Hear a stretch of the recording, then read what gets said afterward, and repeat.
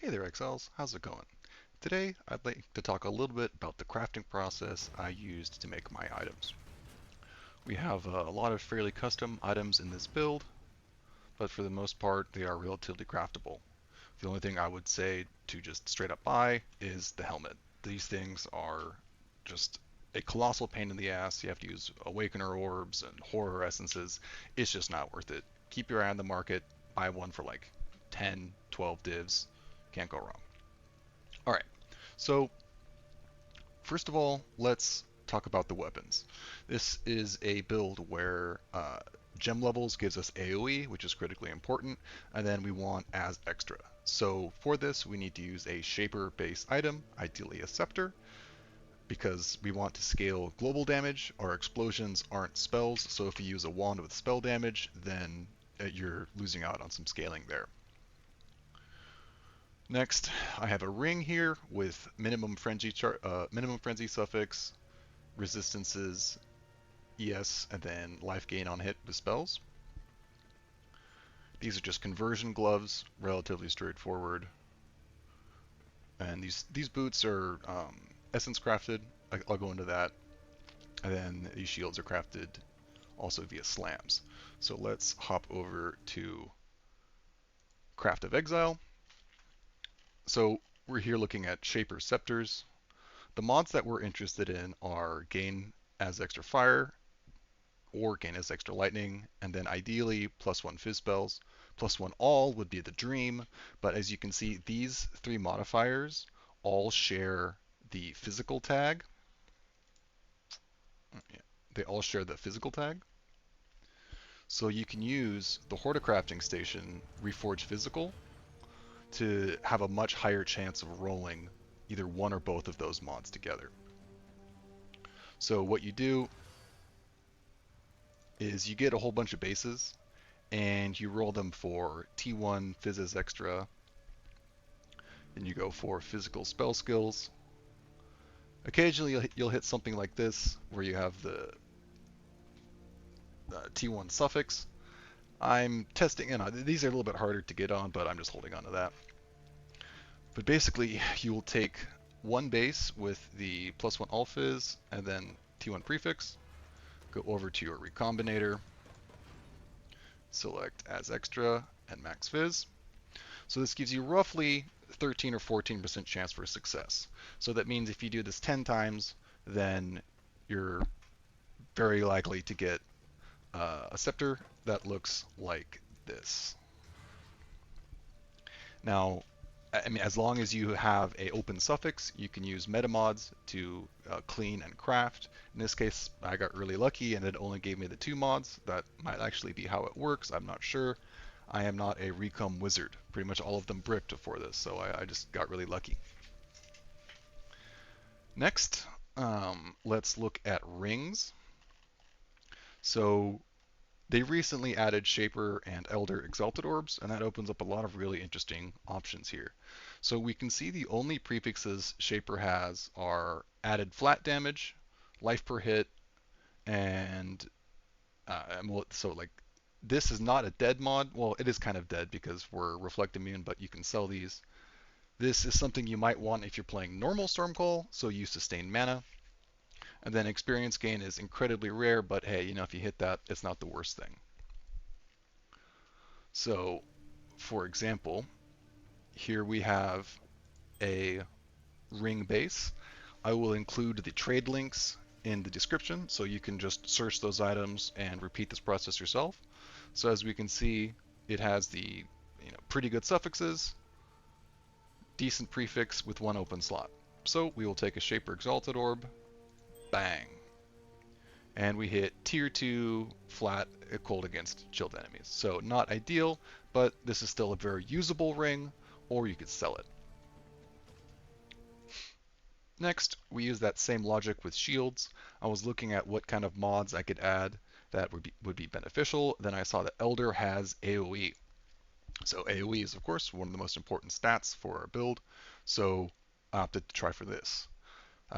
We have This is not a completely dead mod. Block is good. If you invest into block, this is even better. Increased life is not terrible, but it's not the best, but you want to go for increased AoE. So what you want to do is, in my case, I wanted a shield with maximum resistances, suppression, and then good resist. You can see the one I have here is essentially the same. So what we will do is just take an Elder's Exalted orb, slam this. Ah, brick, unlucky. All right, got another try here. So as you can see, suppress, all res, max res with life. We'll try again. Ah, tier 3, bummer. But that's how crafting goes. You don't always hit it right, but you try it enough, hedge your bets, keep an eye on the market, and you'll eventually be able to make good items. So overall, this process is, slightly gambling, and you definitely have to be running your King's March because it takes 30,000 dust per Recomb. But you might get lucky, you might hit it in one, or maybe it takes 10 tries. But either way, it's a pretty deterministic way to progress your build, use the items that you acquire as you're mapping, and then you can make the items that you need. Now, of course, you could also just shop for bases like this. If you can find one that has fizz and has extra prefix and open suffix, you could just buy it, clean it, and recraft. So it depends on how you want to do it. I generally like to craft my own gear. It's very fulfilling, so just sniping bases isn't quite as fun. All right, next, gloves. So with these gloves, I shopped for the max roll conversion with a good life prefix, and then I think this one had 2 or 3 of the resists, and these are very easy to craft with Eldritch Exalted orbs. So, or Chaos orbs rather. So if the Eater of Worlds is dominant, reroll suffix modifiers. So what you would do with a base like this, you get the good prefixes that you want, then you just make sure that Eater has a higher rank, you just use one of these, and then you can basically just spam Eldritch Chaos until you hit good resists. It's a little bit pricey, but when you isolate good mods that you want in specific places, it's kind of hard to beat the way of doing this. This, of course, would work the other way. If you get good suffixes and want to craft your prefixes, same method. Now, these are my shock and chill immune boots. We use the essence mod. This one, torment. Deafening essence of torment. Chance to avoid being shocked on other pieces of armor. So then you would just spam essences on this until you got, I think I was looking for high roll 1 res suffix and then 1 open slot for aspect of the crab. So if you use fractured bases, that makes it very easy. I just bought fractured life, spammed essences, and then I hit, you can hit any of the 3, and then you can just, of course, use the harvest bench to change the resist to whatever you need.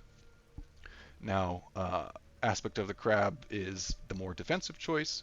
You could absolutely go for something like spider, which would give you more damage, but we already have a lot of shock and increased damage scaling, so I felt like this synergized well with our one-shot protection. So we use crab, arctic armor, and primal aegis to help mitigate big hits.